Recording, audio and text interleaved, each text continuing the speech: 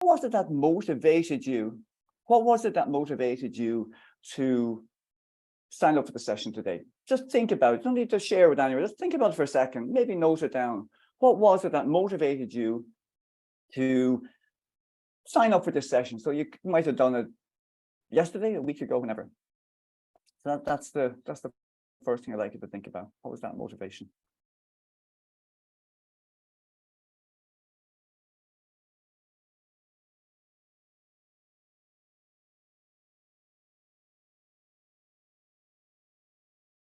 And secondly, the second thing I'd like you to do is, that was it. You signed up and you're here today, which is great, because as Woody Allen said, like 80% of success is showing up. So you've managed to show up. So well done.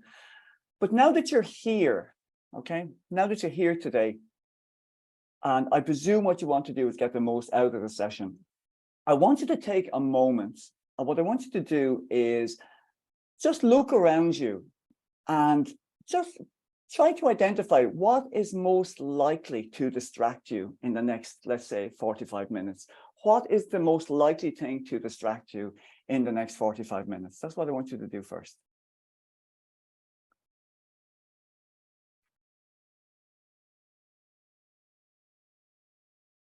And then secondly, when you've just had a look around and see what it is, what action could you take right now to reduce that distraction? Now, if that distraction is a 2-year-old, there's probably not much you can do.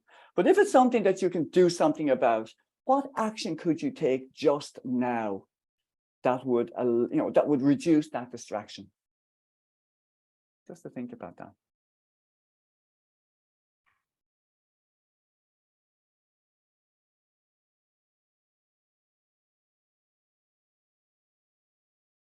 So would anyone like to share? We're a nice group where we can be vulnerable here. Would anybody like to share exactly what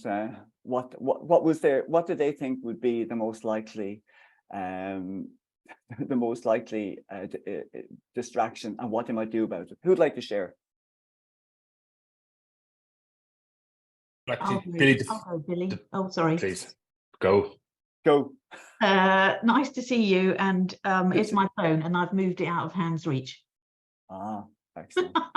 Excellent. I had the same one, Sam, but then actually I went to move it and I panicked because I don't know where it is. So now I'm very distracted where I left it. Anyone else? Anyone else have something that you said was going to be cause you? The key in the door to stop unintended interruptions or inadvertent interruptions. I love it. Excellent. Okay. The first thing I thought of was the rain, because we've just had a really heavy shower, but I thought there's nothing I can do about that. Okay. Very good. Okay. I'm thinking of you there, Aoife. I'm thinking we don't have keys for our doors. I should get some. Okay. So look, what you've done there is actually you've applied a little bit of behavioral science already. And I think I've managed to get my screens finally working where they should be. So what you've done was, can you see that screen okay, everyone? Yeah. We can see that you've started sharing, Billy. The picture hasn't come up yet, but it might just take a second like it did earlier. Okay.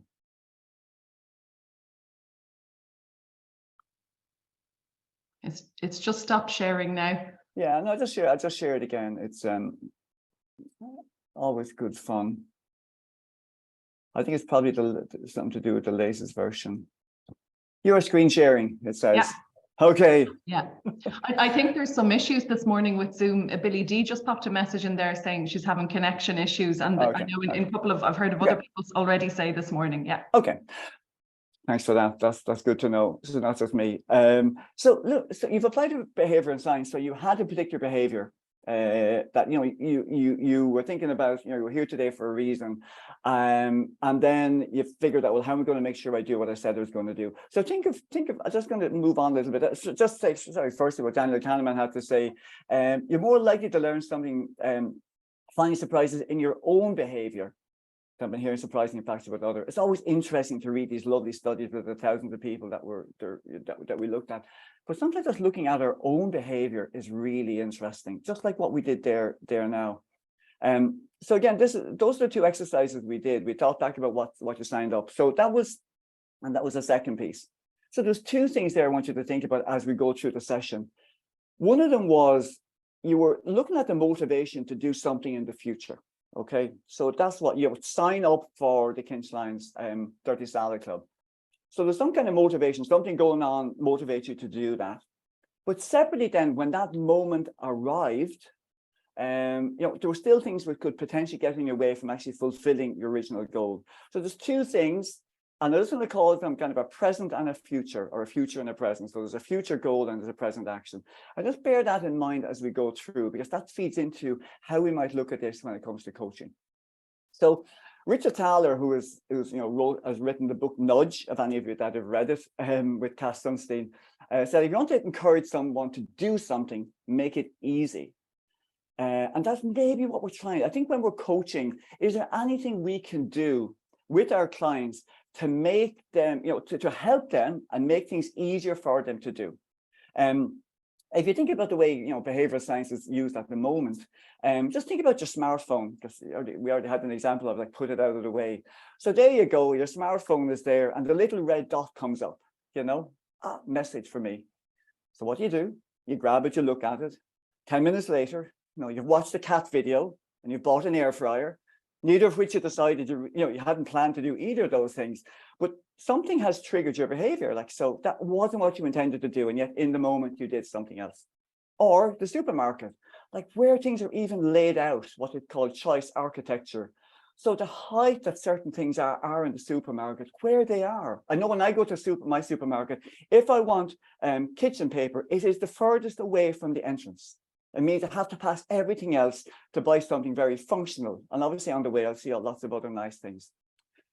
And then also, this is a really nice mock-up. It was done by the Behavioural Insights team in London. And the link is there. I have a whole set of links at the end of the presentation as well for you to look up.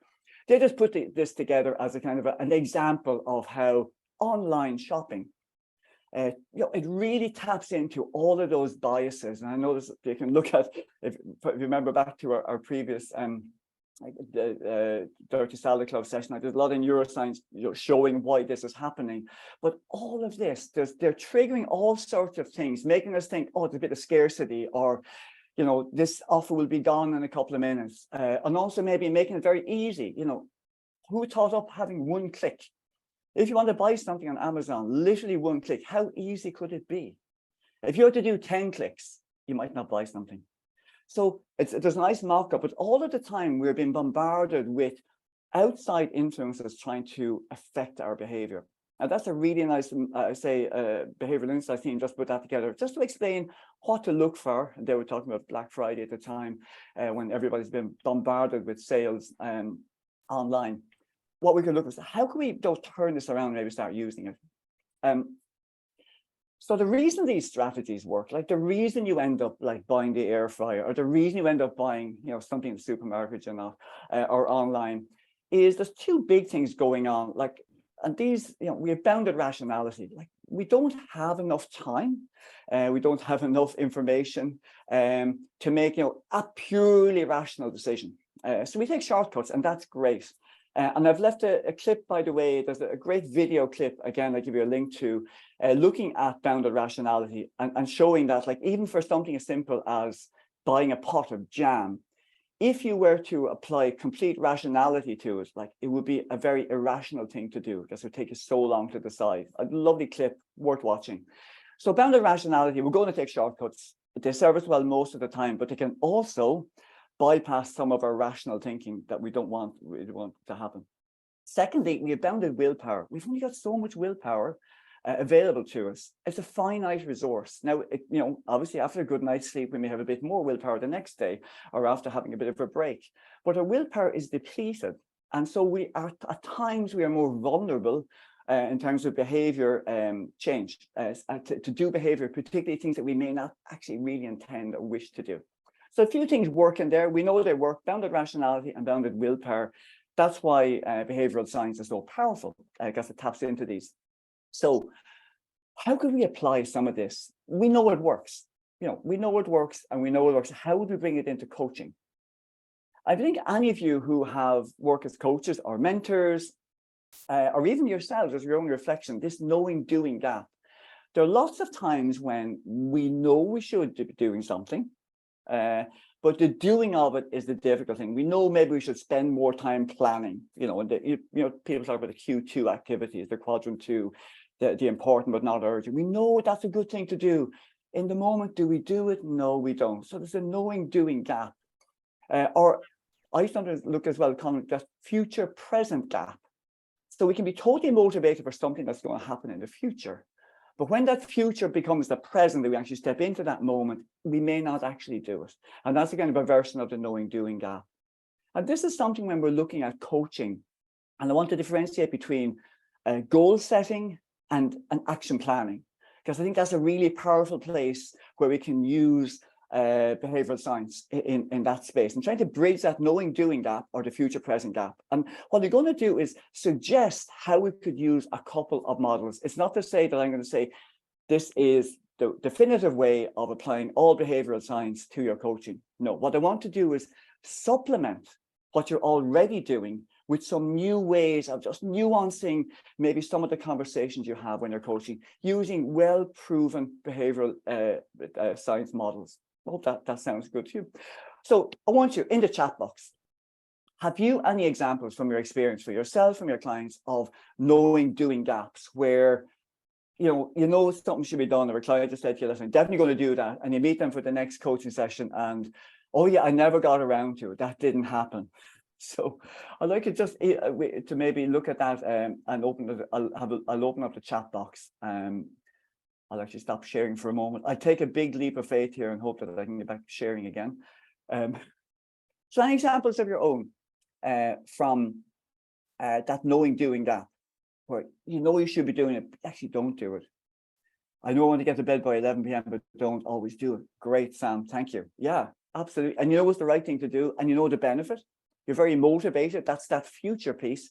But in the present, oh, I stay up and read another little bit, or I want to get to the end of this Netflix series and then the next one or whatever.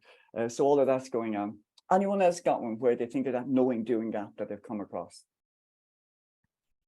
I think with clients. Billy, yeah. I have a personal one, Billy. I'm only going for the 1 point. That's perfect. And you know the benefit of having 1 point, don't you? Losing weight and be fit. Yeah, I mean, yeah, and we look at that in a moment as well. But yeah, having a regular fitness regime, like this is why, your New Year's resolutions don't work, because you're looking at future, but when the present comes and you've got to do something, it doesn't get done. Knowing there's a need to be well prepared for meetings, but still not carving out time. Yeah, I come across this all the time. And funny, the thing is that people who do that, say, look at, for the next meeting, I'm definitely going to spend 20 minutes, half an hour preparing. They would say afterwards, I was far more effective. But they may come in the next time and still fall into the knowing doing gap. So it's how do we help them do that? So were you going to say something, Tanya? I had just started typing there. I'd see a lot with clients who have great intentions around journaling. Oh yeah, throughout their coaching engagement, and then various levels of commitment and diligence as to how much they actually do. Yeah. And just even to share my own experience of that, Tanya. I mean, I like journaling, but was useless at it until I actually got an app that reminds me at 5 p.m. every day to journal. That's all. That's the only change I made. It's literally one change I made, and I now journal every day. Merely because the phone says, "Hey, Anne, you're supposed to journal now." So here I'm using what could be used against me for the people who want me to buy the air fryer, but I'm using it for myself to just make it. And this is what, when we look at some of the models, that's what they're trying to do, is make something attractive. So attractive, and not that it's attractive that it looks nice, attractive in terms of it attracts your attention. So sometimes even it makes something to attract their attention, that can be enough in some situations just to get us to take on the behavior. So thanks for that. Those are great examples. I'm going to go back to my screen share. Fingers crossed again.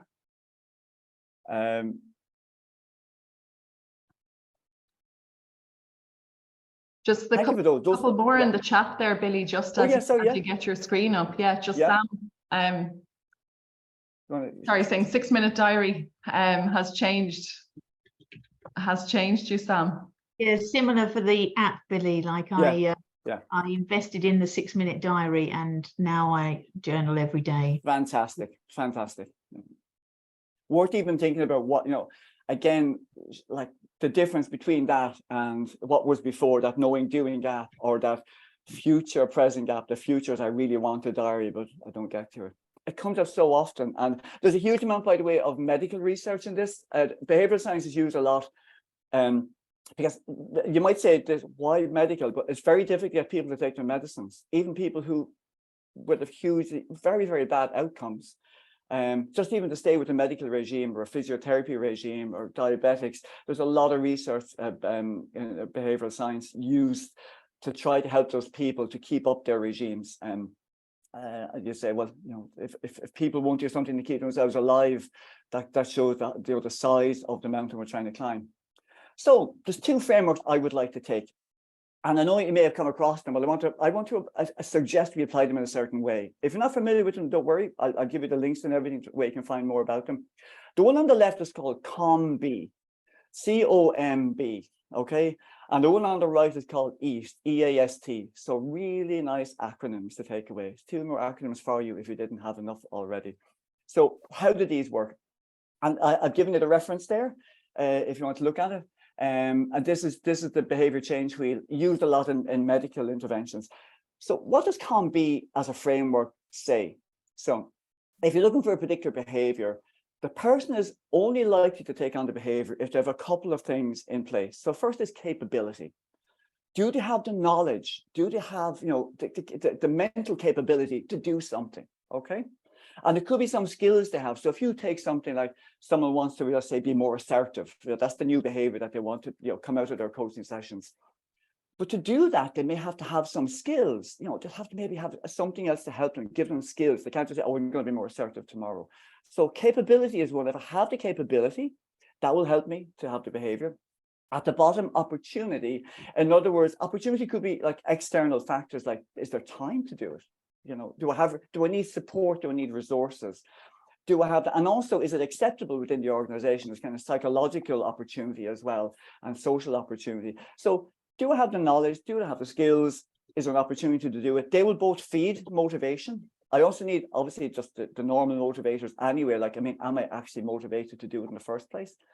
But capability and opportunity will feed that. And if you look at the way the arrows go, by the way, notice that the arrow from capability to behavior is in both directions. And that's really interesting, because we just say, well, go back to the assertiveness example. If it was assertiveness, like, you might not be very good at it at the start, but you do it, that you try the behavior. By doing that, that increases your capability. And by increasing your capability, in other words, you're getting better at it, it increases your motivation. And increasing motivation, you're more likely to take on the behavior, and it's a nice reinforcing virtuous spiral for you. So that's why they go in both directions. So COMB, and I'm going to suggest how we might use COMB. So just take it face value, well proven. If you have capability, motivation, opportunity, you're more likely to get the behavior that you're seeking. The second one is EAST, and this is from, and again, the website is bi.team, Behavioural Insights in the UK. There are a lot of resources on their website, by the way, and they produced great newsletters and great case studies as well. But they say that if you want someone to do something, back to the Richard Thaler example, if you want someone to do something, you must have the most favorable conditions. So how can we make the new behavior, whatever that is, easy? Because it could be, I say easy, this is back to, some of the things we talked about earlier. How do you actually make it a bit easier to do? So if you want to journal every day, easy, like if the journal is like something you can get easily, for example, things that might get in the way of you journaling, how do you make it easy rather than difficult? Is it attractive? This is what, both the examples we given there around the journaling, a reminder to say you have to journal now. So having an app, having a reminder, make it easy and attractive. Social. If we can make something social, in other words, that maybe we have made a commitment to other people, or we're doing something with other people, we have committed other people to work together on something, that's there. And if we make it timely, in other words, thinking about when am I most receptive to do this? So go back to exercise. Like if you say, well, actually, I'm probably at my best to, do my exercise early in the morning. So there's an old runner's joke, like, run early in the morning before your brain figures out what you're doing. So there's a bit of that. I think Alan does that definitely. Saw him this morning out.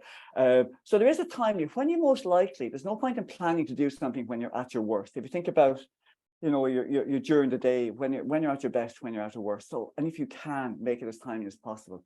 So if you make something easy, attractive, social, and timely, or even look at those as a framework, you're more likely to get the behavior that you want.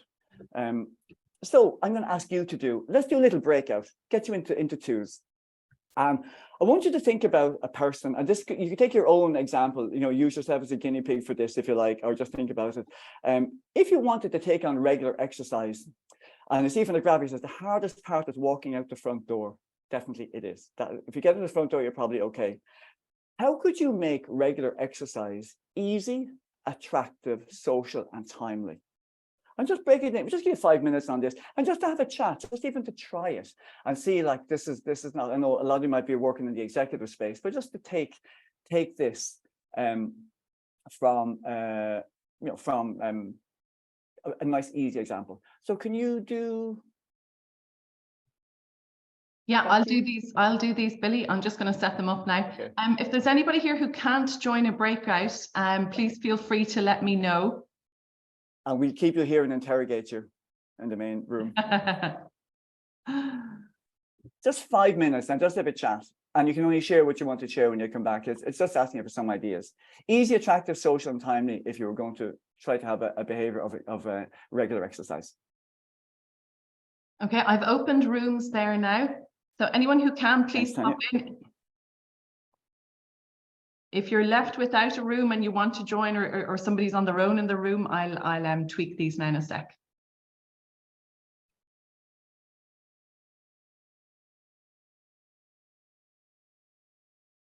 Dee, I understand you can't join a room.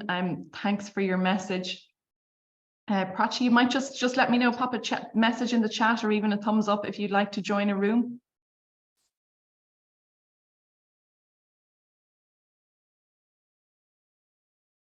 Okay, we seem to have a few people with us. Make sure everybody has somebody in the room with them anyway.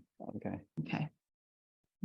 How many minutes, Billy, would you like for the breakout? 5 minutes, yeah. It's legit. I have a few things I want to cover. So 5 minutes would be absolutely spot on timing wise.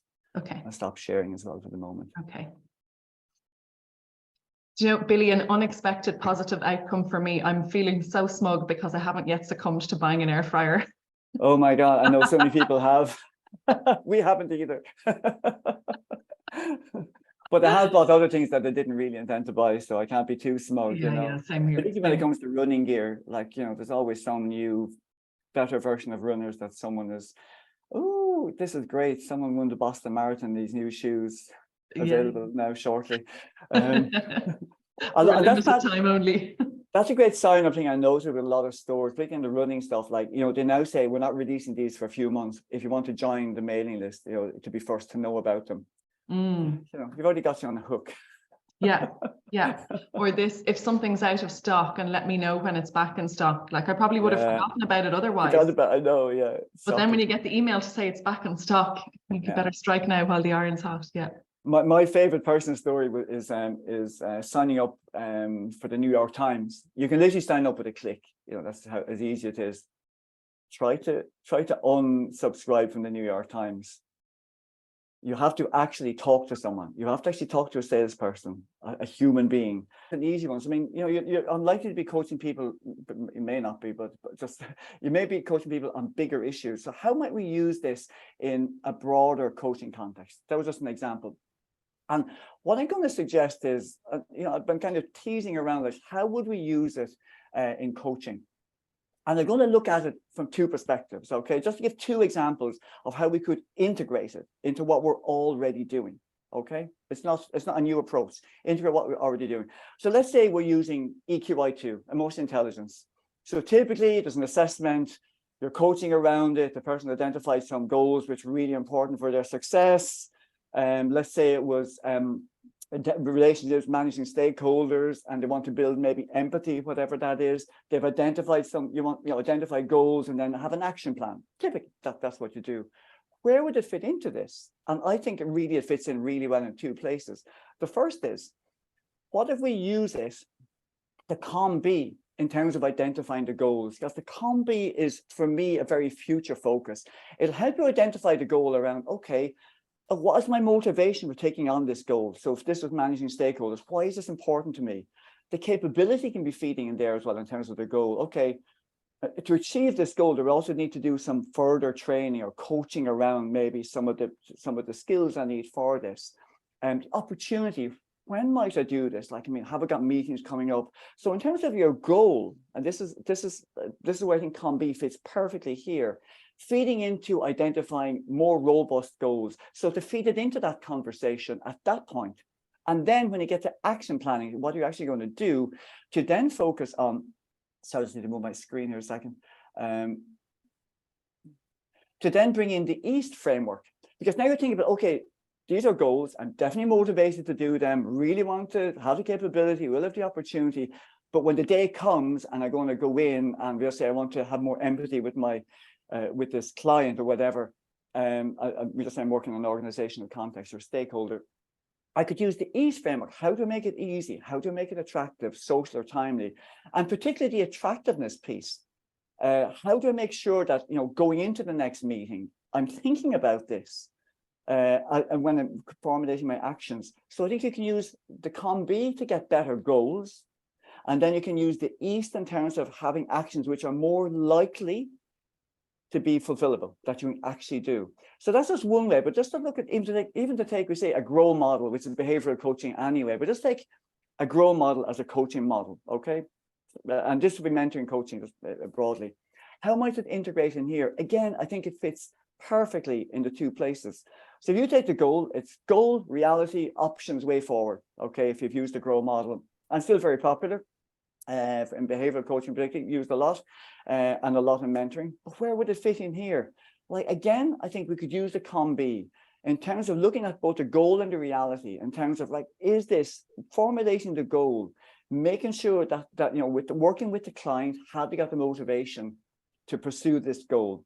And the reality is a bit better conversation around the reality, not just saying, like, how realistic is this, really breaking it down into what's the opportunity, what is the capability that you need, what are your innermost drives for this, so you can have a much better conversation around the goal and reality. Also, on the options and way forward, we actually go, okay, what am I actually going to do, and what are the first steps going to be? Using the EAST model, again, to have just better conversations around this part of GROW. So when you're discussing options, what are the options that are most likely to be implementable? So there's no point in saying, well, here's something that's definitely going to do. It's going to take me 8 hours a week to do this, but I'm committed to it. Versus, you know what? I'm never going to do that. That knowing doing that is going to get in my way. What am I more likely to do? And use the EAST model in terms of, again, just shaping the conversation around the options and way forward. So using the two frameworks, which we know work, but using them and integrating them to have better conversations around our coaching frameworks, whatever we're doing. So I think we can use them there. I think if you want to take real examples, goal setting, like some of the questions we might ask, like, what are the skills or the knowledge, the strengths do I possess to pursue the goal? From the opportunity, like, what time and resources will I need to invest in it?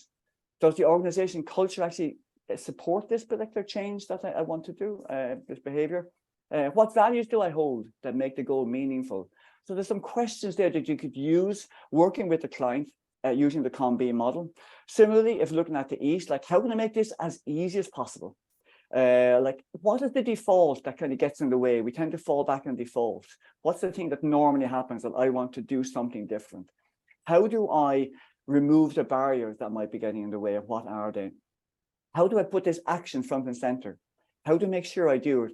I know, for example, talking to people who, you know, work with clients who are still working hybrid, but certainly during COVID, they had, you know, things like a little sticker on the side of their screen which had just the word breathe, just to remind them at certain times that this is, and that's to make it attractive. So there's something there to attract your attention, to remind you to take on the behavior. How can I build an accountability? That could be a discussion with the manager. It could be getting support from someone. It could be through the coach as your accountability partner, or doing the action with other people, or getting other people involved. And how do I build in maybe some rewards?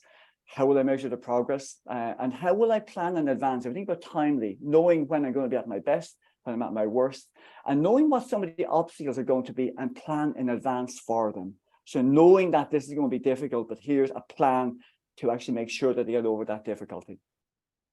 This is what I think the strengths and limitations of what they're proposing are. Like, definitely gives the client additional insights into their own behavior. They may not have even thought about this. Better conversation there. It'll build self-awareness. It's easily applied and easily understood. So I think the client can certainly get a lot from that. It is very, on the other hand, it is very context specific. It's not going to work every situation. It's not a silver bullet. It's going to solve all your problems. And it is very individual. Even the examples you gave yourselves there around running, that there were people who had very different things that they needed to make sure they did the behavior. Actually, the opposite worked for two different approaches. And just one thing I would just throw in, I think there's a lot of ethical dilemmas around behavioral science when it's been used by the likes of Facebook and Twitter and TikTok and all of these. So as coaches, I just propose three things if we were going to use behavioral science. The first thing I say, make it optional. In other words, it's something that you and the client would say, this is a framework we could use. What do you think? So I think make it optional. Does the client buy into it or not? Make it transparent. I mean, share the model. Like let the client own it. So the client is going to take the model away. They're going to own it. It's theirs. You're not forcing it. You're not trying to do any subterfuge, but you're actually allowing the client to own the model, own the framework, and use it themselves between coaching sessions as well, and setting them up for success in that way. So optional, transparent, and client-owned for me would be the key suggestion I'd make. Here's some resources. The Behavioural Insights team, huge amount there. ESRI, our own ESRI here in Dublin, have a lot of resources and a lot of case studies. There's a great bounded rationality video, well worth. It's about economics, but the first 10 minutes are brilliant. Any of you know Pete Lunn has a fantastic talk about behavioural science and COVID and the response and behaviour of the Irish population during COVID. And there's a good YouTube talk by Roy Baumeister about willpower and self-control and decision fatigue. So there's lots of stuff there. If you're interested in books, you probably read all of these, but just in case, Dan Ariely, Predictably Irrational, Nudge by Fowler and Sunstein, and Thinking Fast and Slow, Daniel Kahneman, all worth putting on your summer reading list when you're on your holidays. So thank you. I'm just running over. I'm going to stop sharing now, but it's great to see you here today at the Dirty Salad Club. There's always stuff going on. You will get the slides. All those links will be there, and you can look at them, and a few extra resources as well. So I will close my screen there. Hopefully. Billy, thank you so much. I think there's always from your sessions, Billy, there's a lovely mixture of kind of learning and recommendations for theory, for reading, as well as some really great practical pieces that are easy to apply. So really, really appreciate that. I'm happy to stay on for a couple of minutes if anyone wants to chat or anyone wants to ask questions or make comments or whatever. But feel free to leave as well if you've got other things to go to. It was lovely to have you here for the Dirty Salad Club today. Really great to see such interest in the topic, as always. Yeah, for anyone who has to go, huge thank you for joining us. Dirty Salad Club will be taking a break for our summer holidays in July, and we'll be back in August. So we'll keep in touch about all of the sessions coming up for the rest of the year soon. Billy's slides and a recording of this session will be up on the Dirty Salad LinkedIn group before the end of this week. So keep an eye out for those as well. Thanks so much, folks. Thanks, everyone. Thanks. Have a great day. Thanks, guys. See you all. Billy, did you get to Dan early in the Ducky Book Club Festival? No, this is interesting. So I didn't, because I was at my niece's wedding in Portugal. Oh, so you're in Portugal. Sorry, you've told me. But I did meet him on the pier in Dunleary, having fish and chips at the fish shack. Oh, so he stayed on? Oh, no, beforehand. This is beforehand. Oh, before he went. Before the festival. Like, we headed out on the Wednesday. I think I saw him on the Tuesday. Sorry, you were told me, down the pier, and he was on the pier having fish and chips. Did you say hello to him? I just said hello to him. Yeah. Is that his latest book? No, that's way back. No, I didn't think so. No, because I think he was talking about another book, maybe a newer one. New book out. That's a bit. Yeah, I read. Yeah, no, because I was a choice between him and Peter Frankopan. The historian. Oh yeah. So I went to see Peter Frankopan.